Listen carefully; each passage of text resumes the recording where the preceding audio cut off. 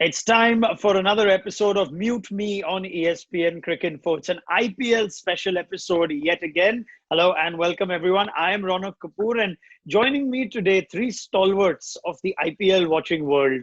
And they also make ends meet at Cricket Info. Let me introduce them. The best thing to happen to the Kolkata Knight Riders since they let go of Saurav Ganguly and saw Manvinder Bisla light up a final. Shresth Shah is here. Shresth, welcome. Hi, how are you doing? Good, Shresh. I'm all set to hear from you. Joining Shresh is a man who takes no prisoners generally in life and when it comes to his work. Dustin Silgado calls it as he sees it. Dustin, in the comforts of your home, your palatial home in Mumbai, I hope you're doing well. Yeah, it's almost like Antilla here. Give or take a few hundred floors. And Karthik Iyer will liven things up like he always does and has kindly consented to give me a free pass on round one of Stump Mike IQ. But that's for another day. I've repaid the favor by having him on here. Karthik, all set? All set, man. I'm extremely jealous. Like, I've just come to Bombay and I don't have an AC where I'm sitting. So I'm looking at Dustin's room there in his palatial house. Yeah. And there's an air conditioning right there, which really upsets me. Which explains your rugged look right now.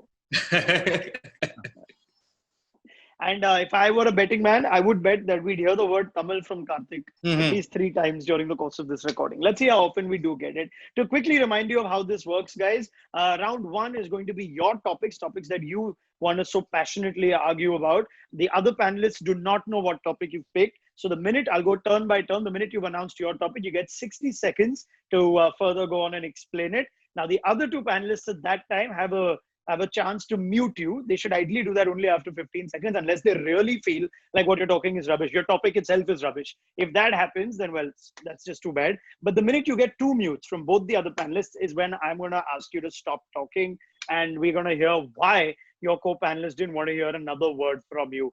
Similarly, if you don't get muted, then you can keep going on till the 60-second mark, after which I will stop you. I do hold in my possession a very prestigious, a very coveted golden mute, which I will use very judiciously, I promise. If I do exercise that mute, there shall be no more chat, and I don't need anyone else's second mute to shut you guys up.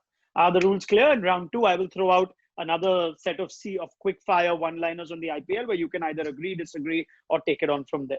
That's right, Karthik. You have understood how this works. Are you all ready, gentlemen? Yep. Brilliant. Let's start with round 1. Shresth, I'm going to go to you first. Please first introduce your topic. My topic is a very one which I hold dearly to my heart, and that is that Sunil Narine is the greatest overseas IPL player of all time. Wow. All right. You have 60 seconds starting now. Okay, so let's start off with what makes someone great. And those are 2 things, consistency and irreplaceability.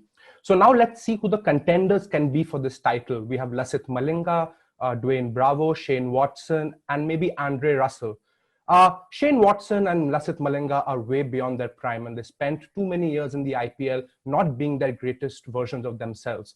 Andre Russell is still too new to the situation to be called an IPL great. And so that leaves Sunil Narine at the top of being the greatest. The reasons? Well, he bowls at the most difficult parts of the game. He bowls between over 7 and 15 most of his games, and he has an amazing record of 122 wickets at an economy of just over 7, which wouldn't have been so if the ICC did not call his action to be incorrect. Add to that, Lasith Malinga's 170 wickets, 76 of them have come between overs 18 and 20. That is when wickets have the least value and runs have the most value. All right. And almost on cue, you were almost too polite and then decided at the 60-second mark, both of you would mute Shresth. Dustin, you muted him first. Why did you mute him? I think you're missing a very key part of what the IPL is all about. And that's about entertainment factor. So I'll tell you a story. I don't know if it might be apocryphal, but before the first IPL, Brett Lee's agent decided that he wasn't going to give the IPL team stats or anything to tell them why Brett Lee is so useful to you. He just sent them headshots of Brett Lee smiling. And the problem with Sunil Narine is he has never smiled in the history of the IPL. He has absolutely no X factor, no celebrity value. It's not fun watching Sunil Narine. So I don't really care what the stats are. He's just not the greatest IPL overseas player ever for that simple reason. Wow. Okay. I don't even know where to begin. If I could use a golden mute at a refute, this was as close as it comes. But Dustin, thank you. Karthik, why did you mute Shresht? I like the arguments he was making for 50 seconds. I gave him, I think, the last 5 seconds to just take the name of Chris Gale. It didn't come out, so I had to put up the mute button. Yeah, I think that's fair. I was also wondering when you gave that list, there was no Chris Gale. I would throw in David Warner, even for the sake of at least mentioning it.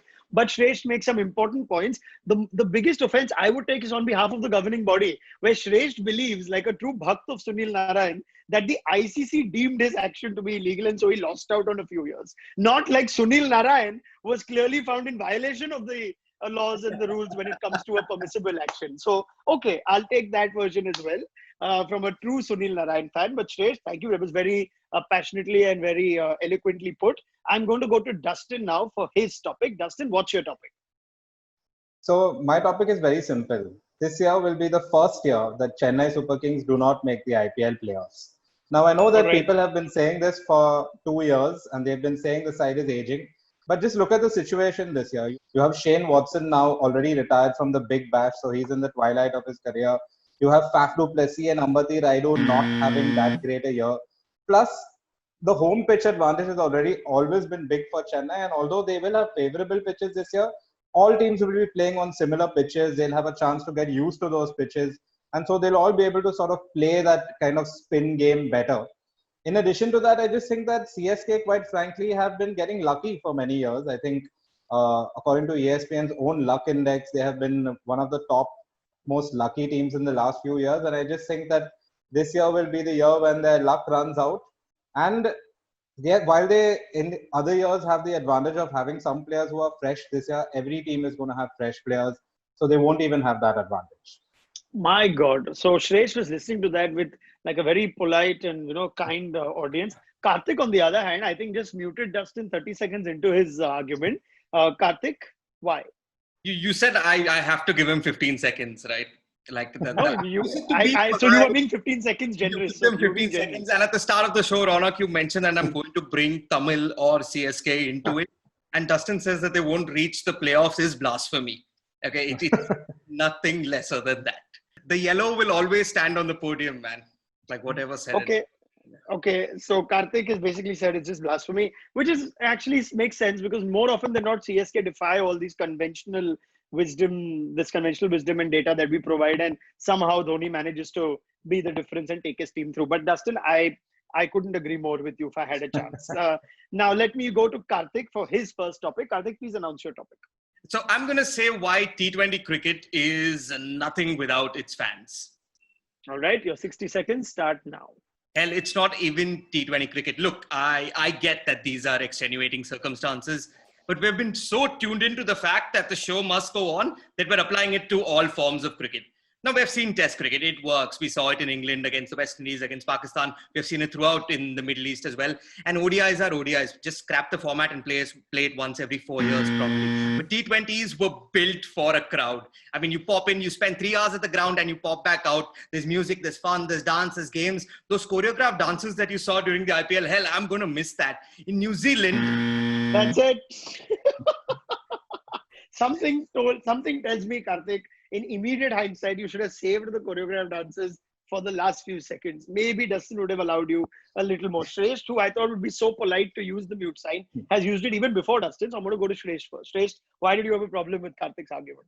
You know what? This is the first time in 100 years that we are going to have a game of sport, elongated sport with no crowds. And these are really special or weird times.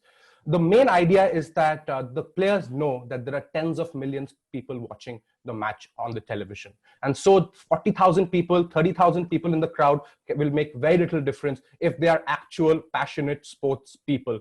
So that's where I come from. And also, if these games would have been happening league after league after league with no fans, then you could see the sort of lethargy in these players' performances. But this is an IPL, which hasn't happened in March, it hasn't happened in April, hasn't happened in May, and it's finally happening in October. These guys will be out there passionately fighting it out, be there a crowd or not. Wow. Dustin, why did you mute Karthik? Well, his characterization of T20 cricket is kind of exactly the reason that I didn't end up watching the first 4 seasons of IPL, because that's what people told me IPL was. And then when I began watching, I realized it's actually not at all that. It's one of the most strategic forms of the game.